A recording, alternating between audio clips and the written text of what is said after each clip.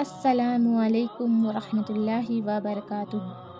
دیکھیں، جس چیز پر ایمان لانے کی تعلیم آپ صلی اللہ علیہ وسلم کے ذریعے ہم کو دی گئی ہے وہ اللہ کی کتابیں ہیں جو اس نے اپنے نبیوں پر نازل کی۔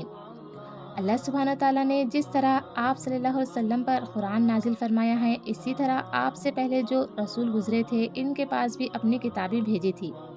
ان میں سے بعض کتابوں کے نام ہم کو بتائے گئے ہیں، مثلاً صفحہ ابراہیم جو حضرت ابراہیم علیہ السلام پر اترے، توریت جو حضرت موسیٰ علیہ السلام پر نازل ہوئی، زبور جو حضرت داؤد علیہ السلام کے پاس بھیجی گئی، اور انجیل جو حضرت عیسیٰ علیہ السلام کو دی گئی۔ ان کے سوا دوسری کتابیں جو رسولوں کے پاس آئی تھی ان کے نام ہم کو نہیں بتائے گئے، اس لیے کسی اور مذہبی کتاب کے متعلق ہم یقین کے ساتھ نہ یہ کہہ سکتے ہیں کہ وہ خدا کی طرف سے ہے اور نہ یہ کہہ سکتے ہیں کہ وہ خدا کی طرف سے نہیں ہے۔ ہاں، البتہ ہم ایمان لاتے ہیں کہ جو کتابیں بھی خدا کی طرف سے آئی تھی وہ سب برحق تھیں۔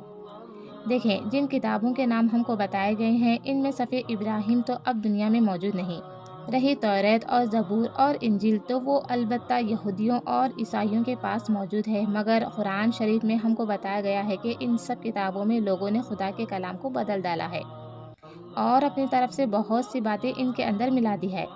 خود عیسائی اور یہودی بھی تسلیم کرتے ہیں کہ اصل کتابیں ان کے پاس نہیں ہیں، صرف ان کے ترجمے باقی رہ گئے ہیں، جن میں صدیوں سے ترمیم ہوتی رہی ہے، اب تک ہوتی چلی جا رہی ہے۔ پھر ان کتابوں کے پڑھنے سے بھی صاف معلوم ہوتا ہے کہ ان میں بہت سی باتیں ایسی ہیں جو خدا کی طرف سے نہیں ہو سکتی، اس لیے جو کتابیں موجود ہیں وہ ٹھیک ٹھیک خدا کی کتابیں نہیں ہیں۔ ان میں خدا کا کلام اور انسان کے کلام مل جل گئے ہیں، اور یہ معلوم کرنے کا کوئی ذریعہ نہیں ہے کہ خدا کا کلام کون سا ہے اور انسانوں کا کلام کون سا۔ لہٰذا پچھلی کتابوں پر ایمان کا جو حکم ہم کو دیا گیا ہے وہ صرف اس حیثیت سے ہے کہ خدا نے قرآن سے پہلے بھی دنیا کے ہر قوم کے پاس اپنے احکام اپنے نبیوں کے ذریعے سے بھیجے تھے، اور وہ سب اسی ایک خدا کے احکام تھے جس کی طرف سے قرآن آیا ہے۔ اور قرآن کوئی نئی اور انوکھی کتاب نہیں ہے، بلکہ اسی تعلیم کو زندہ کرنے کے لیے بھیجی گئی ہے جس کو پہلے زمانے کے لوگوں نے پایا اور کھو دیا یا بدل ڈالا یا انسانی کلاموں سے خلط ملط کر دیا۔ دیکھیں، قرآن شریف خدا کی سب سے آخری کتاب ہے، اس میں اور پچھلی کتابوں میں کئی حیثیتوں سے فرق ہے۔ نمبر 1، پہلے جو کتابیں آئی تھی ان میں سے اکثر کے اصلی نقطے دنیا سے کم ہو گئے اور ان کے صرف ترجمے رہ گئے ہیں، لیکن قرآن جن الفاظ میں اتارا تھا ٹھیک ٹھیک انہی الفاظ میں موجود ہے، اس کے ایک حرف بلکہ ایک شوشہ بھی تغیر نہیں ہوا۔ نمبر 2، پچھلی کتابوں میں لوگوں نے کلام الہی کے ساتھ اپنا کلام ملا دیا ہے۔ ایک ہی کتاب میں کلام الہی بھی ہے، قومی تاریخ بھی ہے، بزرگوں کے حالات بھی ہے، تفسیر بھی ہے، شرعی مسئلے بھی ہے، اور یہ سب چیزیں اس طرح گڑ مڑ ہے کہ خدا کے کلام کو ان میں سے الگ چھانٹ لینا ممکن نہیں ہے۔ مگر قرآن میں خالص کلام الہی ہمیں ملتا ہے اور اس کے اندر کسی دوسرے کے کلام کی ذرہ برابر بھی آمیزش نہیں ہے۔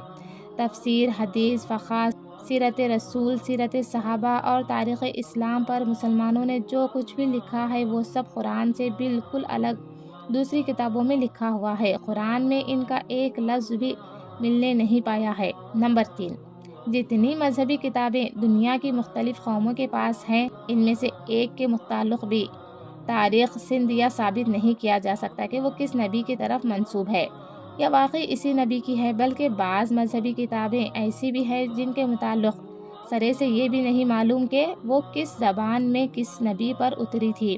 مگر قرآن کے متعلق اتنی زبردست تاریخی شہادتیں موجود ہے کہ کوئی شخص حضرت محمد مصطفیٰ صلی اللہ علیہ وسلم کی طرف سے ان کی نسبت میں شک کر ہی نہیں سکتا۔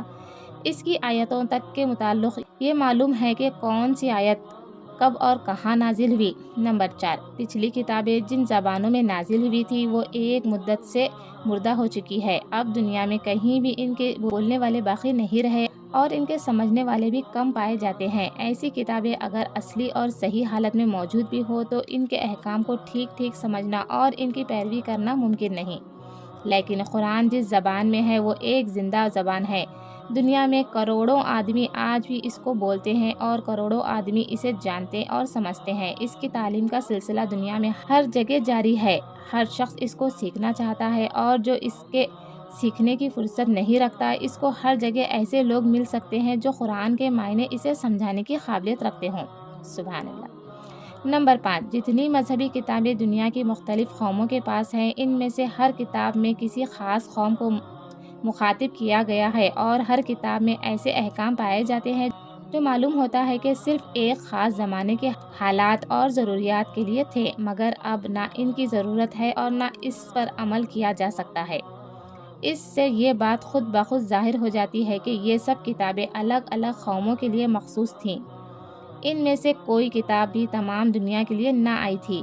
پھر جن قوموں کے لیے یہ کتابیں آئی تھی، ان کے لیے بھی یہ ہمیشہ ہمیشہ کے واسطے نہ تھی، بلکہ کسی خاص زمانے کے لیے تھی۔ اب قرآن کو دیکھو، اس کتاب میں ہر جگہ انسان کو مخاطب کیا گیا ہے۔ اس کے کسی ایک فرقے سے بھی یہ شبہ نہیں ہو سکتا کہ وہ خاص کسی قوم کے لیے ہے۔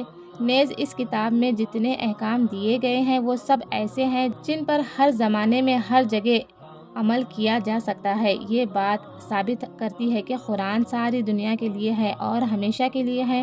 نمبر 6، پچھلی کتابوں میں سے ہر ایک میں نیکی اور صداقت کی باتیں بیان کی گئی تھیں، اخلاق اور راست بازی کے اصول سکھائے گئے تھے، خدا کی مرضی کے مطابق زندگی بسر کرنے کے طریقے بتائے گئے تھے۔ لیکن کوئی ایک کتاب بھی ایسی نہ تھی جس میں ساری خوبیوں کو ایک جگہ جمع کر دیا گیا ہو اور کوئی چیز چھوڑی نہ گئی ہو۔ یہ بات صرف قرآن میں ہے کہ جتنی خوبیاں پچھلی کتابوں میں الگ الگ تھیں وہ سب اس میں جمع کر دی گئی ہے، اور جو خوبیاں پچھلی کتابوں سے چھوٹ گئی تھی وہ بھی اس کتاب میں آ گئی ہے۔ تمام مذہبی کتابوں میں انسان کے دخل اور ماحولات سے ایسی باتیں مل گئی ہے جو حقیقت کے خلاف ہیں، عقل کے خلاف ہیں، ظلم اور بے انصافی پر مبنی ہے، انسان کے عقیدے اور عمل دونوں کو خراب کرتی ہے۔ حتیٰ کہ بہت سی کتابوں میں فحش اور بد اخلاقی کی باتیں بھی پائی جاتی ہے۔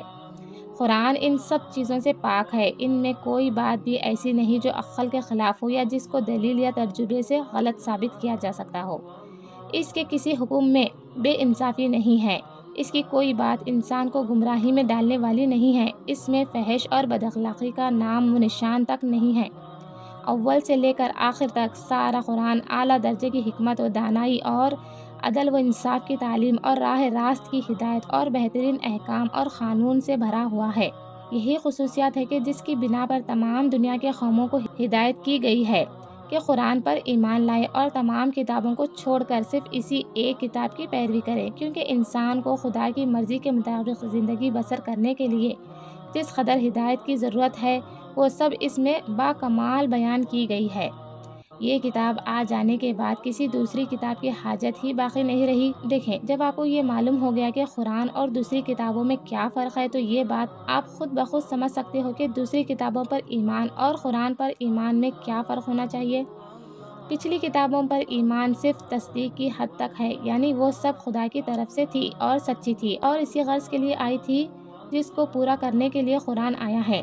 اور قرآن پر ایمان اس حیثیت سے ہے کہ یہ خدا کا خالص کلام ہے، سراسر حق ہے، اس کا ہر لفظ محفوظ ہے، اس کی ہر بات سچی ہے، اس کے ہر حکم کی پیروی فرض ہے، اور وہ ہر بات رد کر دینے کے قابل ہے جو قرآن کے خلاف ہو۔ سبحان اللہ۔